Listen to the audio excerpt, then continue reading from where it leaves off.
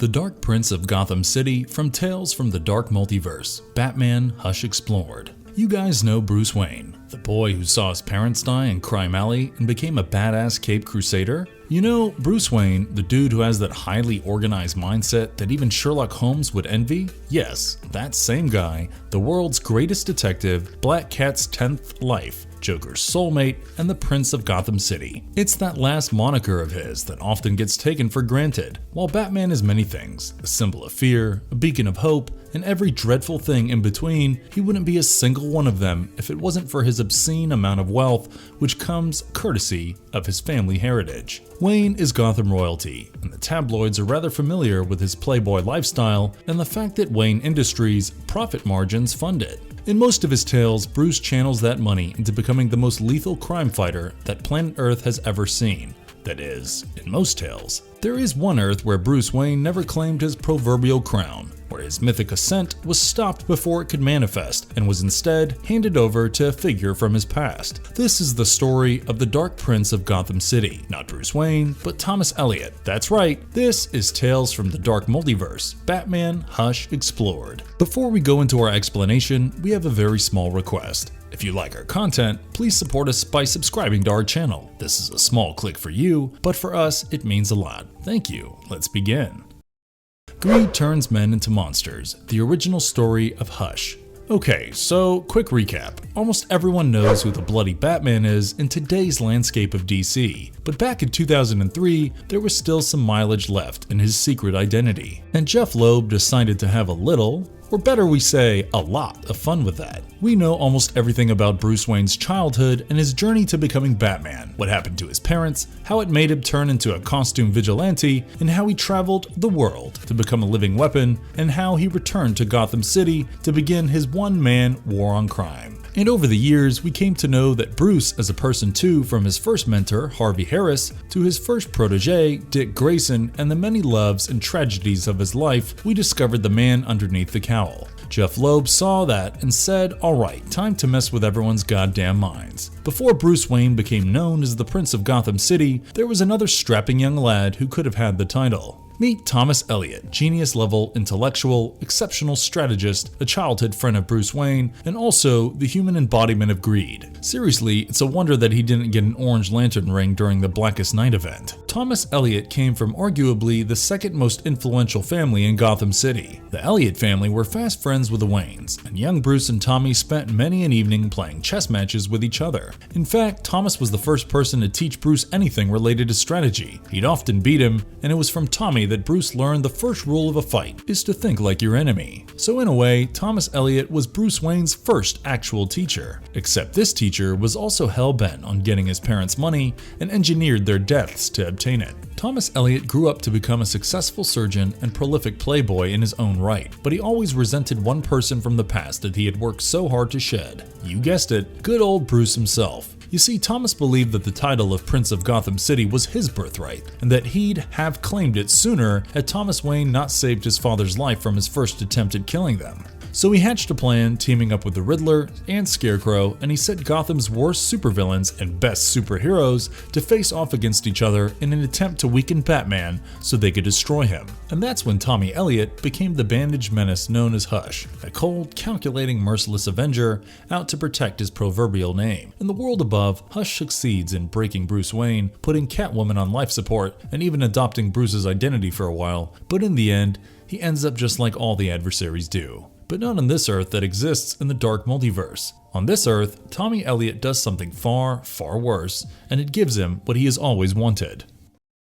A bat broken in body and mind. That night in Crime Alley. In most worlds, the story of Batman begins and ends the same way. Bruce Wayne witnesses his parents' murder, and that leads him to become the Dark Knight of Gotham City. There may be twists and turns along the way, but that's how they all begin, and that's how they all end. Except, it seems, in this world, because in this world, there are two key differences that will change Bruce's life forever. Number one, his deep relationship with Tommy Elliot, and two, the fact that the Waynes were not alone that night in Crime Alley. That night they were joined by the Elliots, who had become like kin to the Waynes, with the children of both royal families sharing a brotherly bond. After exiting that fated screening of The Mark of Zorro, the Waynes did die in Crime Alley, but Bruce Wayne was given no time to steel his resolve or find resolutions to his deepest emotional conflicts. Instead, he was immediately taken in by the Elliots, who treated him like their own son. Mrs. Elliot went so far as to say that the boys will finally get to be real brothers, but that was all a pipe dream. The truth is, without the drive to resolve crime all alone, aided only by his family butler and his crime-fighting pursuits, the grief that came with the loss of his parents completely consumed Bruce Wayne. He started becoming unhinged, acting out, descending deeper into madness with every passing day.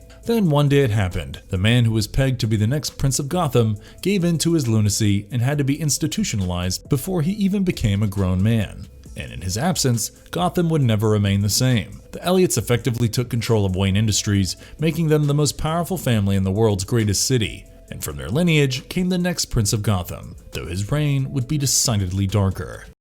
From the ashes rise the Hand of Avarice, the Dark Prince of Gotham. In the absence of Bruce Wayne, Gotham City, and most of the colorful personalities that populate it took drastically different paths. For starters, Gotham was no longer a city. That's right, the world's greatest city had become the world's greatest city-state, with Gotham achieving its independence from the United States of America. The many controlling entities that had been kept at bay thanks to Batman's influence had now sunk their teeth deep within Gotham's corrupt carcass. The Court of Owls was in charge of the government systems, with Lincoln March serving as president. Joining his elite force of Graysons is the man after whom the strike team is named, Richard or Dick Grayson. The Penguin is a member of Gotham's founding families, Harvey Dent is Attorney General, Flash is the captain of the GSF, and Jason Todd is Gotham's top weapons contractor. And rising through the ranks of all these nefarious individuals was the Dark Prince of Gotham City himself. Even in a different world, Thomas Elliott's mentality remained the same. He had his parents killed by a regular cab driver and then killed the driver himself to cover his tracks and gain irrevocable control of the combined Wayne and Elliott estates. He used that money to buy political influence and came into contact with the League of Assassins. With their help, he became the most prominent senator in Gotham City, as well as the latest plaything of Talia al Ghul, who now leads the League,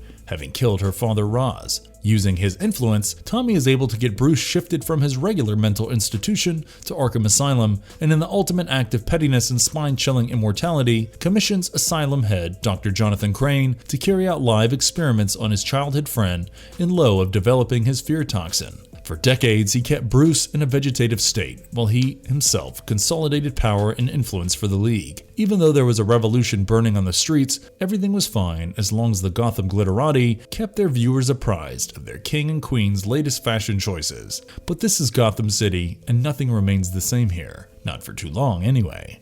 A ghost from the past and a new conspiracy. In the middle of a press conference, Thomas Elliot gets a message that informs him Bruce Wayne is dead. He visits Arkham to pay his respects in the most twisted way possible, but on his way in, one of the inmates, Jervis Tetch, aka the Mad Hatter, starts singing a lullaby that sounds a lot like Hush Little Baby, only it's about the bloody bat of Arkham. Tommy asks Crane about this, but the doctor waves off his suspicions. Taking him at his word, Tommy leaves the scene, and after escorting him, Crane bumps up against Arkham's janitor, Jack Napier. As he's berating Napier for doing his job, the lights go out, and Crane is attacked by a demon-like figure covered in bandages. This same figure is later seen by Tommy when he is leaving Arkham in his private helicopter, perched upon a gargoyle, just as his vessel is attacked by an RPG. The Outsiders, a rebel force led by Barbara Gordon, the blind daughter of James Gordon, had arrived to deliver justice in Jim's name. Elliot is saved by Dick Grayson and taken to a secure location where they interrogate the fabled Oracle,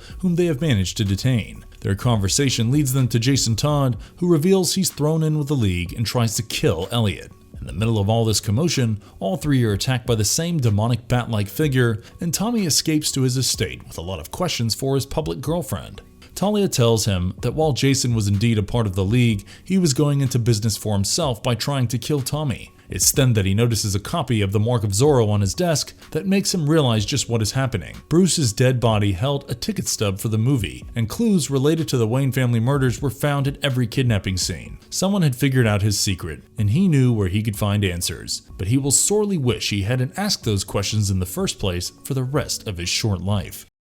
From the shadows he arrives. Arise, Batman the Silenced. Thomas Elliot is confronted by a severely wounded Dick Grayson at the old Wayne Manor. Grayson informs him that Jason Todd had been taken and he had figured out Tommy's little secret. The Court of Owls had sentenced Thomas Elliot to death, but before they could carry it out, the floor gave out beneath them, and for a horrifying moment, Tommy thought he was back in Arkham because someone was singing that same damn song about the bloody bat of the asylum. The truth turned out to be far worse. Thomas Elliot came to his senses in a room filled with hanging cages, and in those cages were all of the corrupt elites of Gotham City. Penguin, Jason Todd, Harvey Dent, Dick Grayson, you get the idea. And in the middle of the cavernous prison was a deranged Alfred Pennyworth, driven insane by the loss of the Waynes. Alfred tells Tommy he shouldn't have come here, and that he's a servant of House Wayne still. Tommy tries to reason with the clearly unstable man in front of him that the Waynes were dead, but that's when he's proven wrong. From the shadows, that same figure attacks Thomas Elliot, and we see him for the first time, draped in bandages from head to toe, and clad in a clawed armor that was emblazoned with a blood-red bat sigil.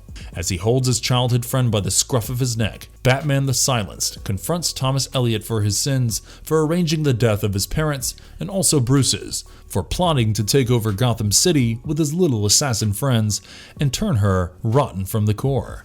He reveals that he had been kept alive all these years by his closest friend in the world. That's right, Alfred was Bruce's constant companion in Arkham, helping him keep himself together while also giving his life purpose. He suggested to Bruce that he should train himself for the fight to come, and so he did. He learned from the best mob killer about how to kill to send a message, or even without leaving a trace. He learned the art of detection and investigation from a homicidal former Scotland Yard detective. He perfected the art of unarmed combat, lockpicking, spying, burglary, and everything else he needed to learn to become a true beacon of justice. And his final piece of education came from renowned criminal psychologist Amadeus Arkham, in whose madhouse he learned all the ways that he could fake his insanity. Bruce and Alfred planted Jack Napier at the asylum and waited for the opportune moment to fake the former's death. Now, with nothing left to lose and everything to gain, Bruce advances on a pleading Thomas Elliot. The latter's motives are pathetic. He pulls out every incentive in the book to try to dissuade his childhood friend from killing him. But the man who had been subjected to crazy experiments ever since he had become an adult had lost all semblance of humanity, going so far as to tell Tommy he didn't even know what days were. After Elliot's disappearance, the Wayne estate passed on to Alfred, and thus the revenge was finally complete. Nearly 2 decades after he was first institutionalized, Bruce Wayne emerged from the loud echoes of insanity to claim his rightful place in the world as Batman the Silenced, a grotesque, utterly insane version of the Caped Crusader whose justice was as benign as it was bloody.